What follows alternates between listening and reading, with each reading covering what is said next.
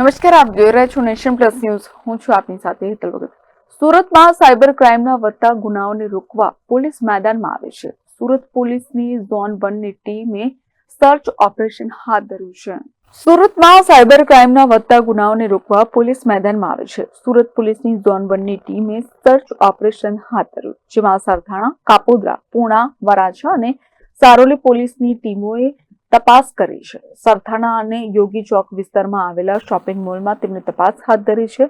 Online business કરતી ઓફિસોમાં પોલીસે surprise visit કરી તો સાથે સાયબર ક્રાઇમની પ્રવૃત્તિ તેમજ ડુપ્લિકેશન થાય છે કે કેમ તે અંગેની પણ વધુ તપાસ હાથ ધરી છે. યોગી ચોકના પવિત્ર પોઈન્ટમાંથી મળી આવી છે ગેરકાયદેસર પ્રવૃત્તિ. એક ઓફિસની અંદર 400 જેટલા ખરીદી કાર્ડ અને 20 જેટલા બેંક એકાઉન્ટ મળી આવ્યા છે. તપાસ દરમિયાન 3 લોકો પણ ઓફિસમાંથી પોલીસને મળી આવ્યા છે. પોલીસે તમામ વસ્તુ એકઠી કરી ત્રણેયની પૂછપરછ હાથ ધરી છે. Bureau report, Nation Plus News, Surat. સમાચારોના સતત અપડેટ મેળવવા માટે અમારી નેશન પ્લસ ન્યૂઝની યુટ્યુબ ચેનલને સબસ્ક્રાઇબ કરો, બેલ આઇકન દબાવો અને જોડાયેલા રહો ફેસબુક, ઇન્સ્ટાગ્રામ અને ટ્વિટર પર.